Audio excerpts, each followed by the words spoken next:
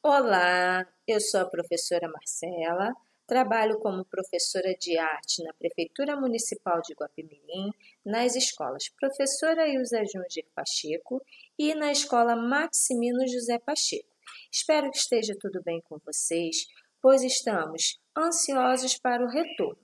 Mas enquanto isso não acontece, achamos um meio de estar ajudando vocês através da explicação desses vídeos, através da explicação da matéria. E lembre-se, estamos sempre buscando o melhor para vocês, alunos. Estão com um caderno de atividades aí para poder acompanhar nossa aula? Espero que esteja. Então vamos, iniciar nossa aula de arte. Hoje falaremos sobre o impressionismo, esse movimento artístico, impressionismo, onde o termo impressionista foi criado como uma forma de insultar o trabalho de um artista que se chamava Claude Monet, ele era francês, e esse insulto foi direcionado a uma obra de arte que foi a impressão do nascer do sol, o sol nascente, que o artista pintou em 1872. Monet fazia parte de um grupo de artistas que estavam cansados de pintar temas tradicionais, aquela arte tradicional e histórica, cansado também de utilizar técnicas de pintura muito refinadas, com acabamento muito delineado, com aquela coisa mais delicada que era o período antes do impressionismo. Mas só que eles queriam, esses artistas que participaram do impressionismo, queriam liberdade para escolher seus temas, técnicas e cores. Para eles era muito importante pintar a partir da observação, Ou seja, eles começaram a sair do seu ateliê, do estúdio, para pintar ao ar livre, Pintar observando a natureza. Os artistas impressionistas, eles pintavam ao ar livre e, assim, deram conta de que a percepção das cores e formas, elas variam de acordo com a luz natural, ou seja, de acordo com o horário que eles estivessem observando aquele local, seja um parque, o mar, uma floresta, um jardim. Para eles, era importante pintar rapidamente para que a luz, não mudasse, porque eles queriam retratar aquilo que eles estavam observando. E pintar de forma nítida, com aquela coisa mais caprichada, não era mais importante. O importante nesse período, nesse movimento artístico, era perceber as cores, usar pinceladas soltas e pesquisar temas mais modernos, ligados ao seu dia a dia, o que eles vivenciavam. E, assim, como eles estavam propondo muitas mudanças, o movimento impressionista acabou por não ser mais recebido pela crítica de arte na época. Demorou algumas décadas para que suas transformações, as transformações que aconteceram naquele movimento artístico, fossem entendidas e respeitadas.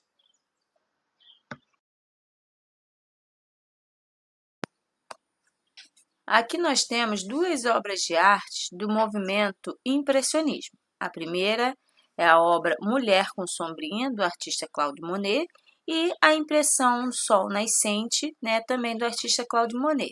Observe aí a característica desse movimento artístico, o impressionismo, a questão das pinceladas, eram visíveis.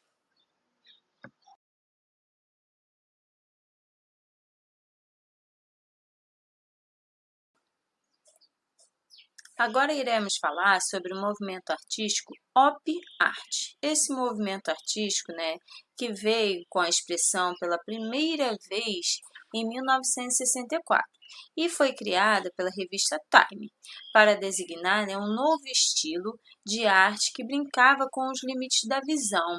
Essa expressão que eles criaram foi usada para refletir a arte que criava, que usava uma ilusão de ótica ou efeitos óticos. As formas, as cores eram trabalhadas nessas obras para interferir na nossa percepção visual. E ao olharmos para essas obras, nós temos, né, uma sensação, uma impressão de vê-las se mexerem, se movimentarem, né, porque as suas cores, elas se fundem, ou até mesmo essa impressão que a gente tem, né, de mudar. Quanto mais tempo olhamos para a obra, maior é o efeito visual que se causa.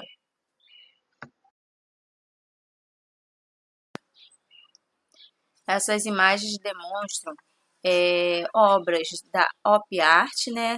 A primeira obra, Vonastril, que é do Victor Vasarely, e ao lado a foto do artista com uma de suas obras. A Op Art é diferente da Pop Art. Essa diferença por quê? A Pop Art, né, ela tinha um apelo emocional. Agora, já a Op Art é excessivamente, né, cerebral e sistemática, pois ela é mais próxima das ciências do que das humanidades. E, por um outro lado, suas possibilidades, né, parecem ser tão limitadas quanto as da ciência e da tecnologia. Mas, né, a razão da Op Art é a representação do movimento através da pintura, apenas como utilização de elementos gráficos, que está presente em praticamente todos os trabalhos desse movimento artístico, baseando-se, né, principalmente nos estudos psicológicos sobre a vida moderna e da física sobre a óptica, né, como ela cria uma ilusão de ótica, né, então ela faz o estudo voltado para isso, a criação voltada para isso.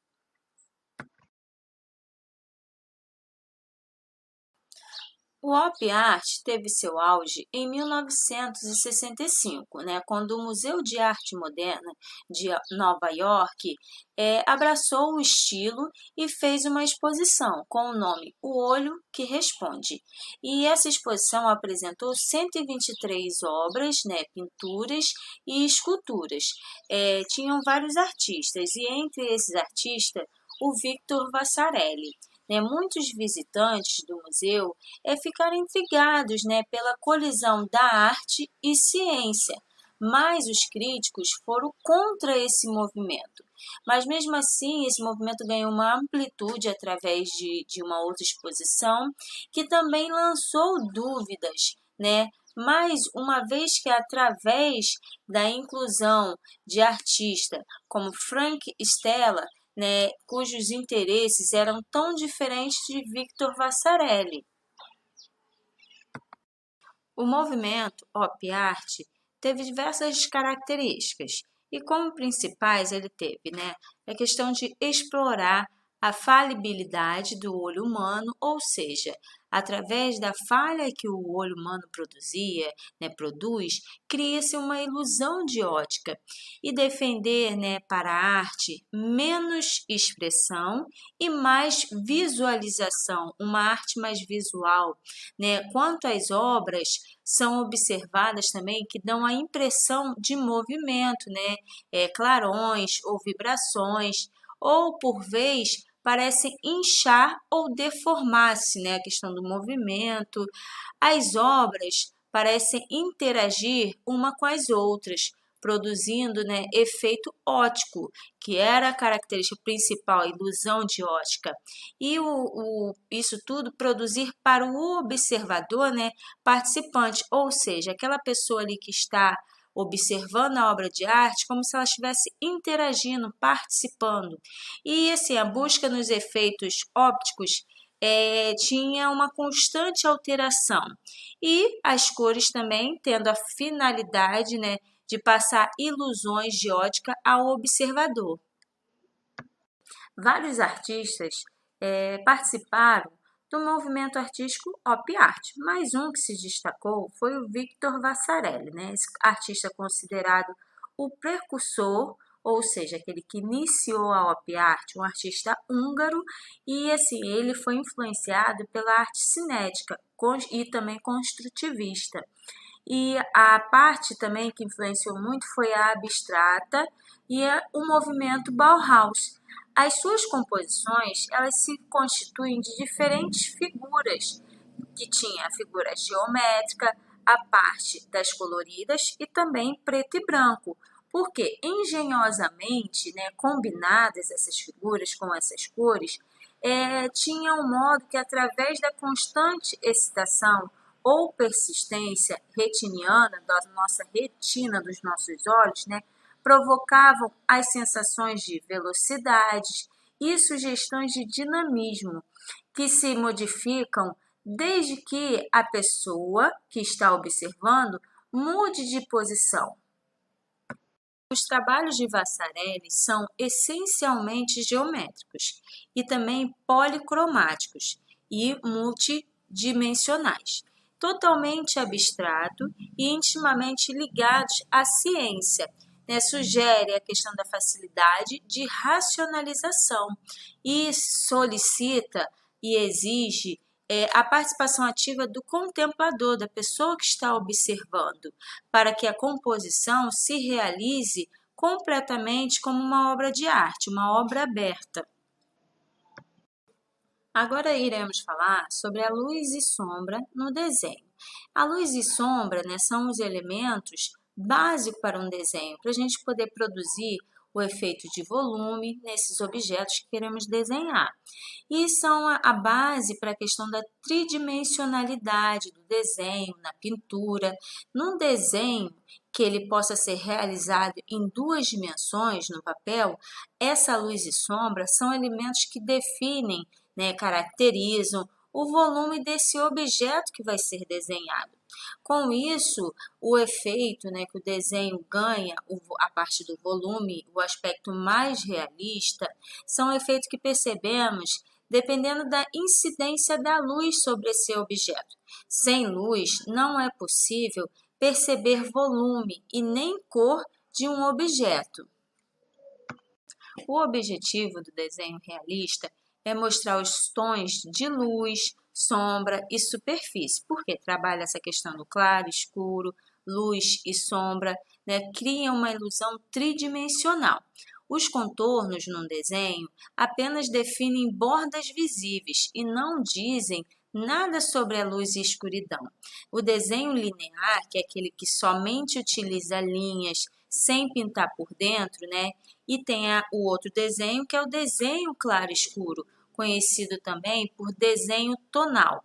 São 2 sistemas diferentes, né, de reparação, mas só que misturar os 2 tipos de desenho pode ser confuso, mas necessário para realizar um desenho mais realista. Observe os 2 desenhos que são trabalhados a questão de luz e sombra e também de sombreamento.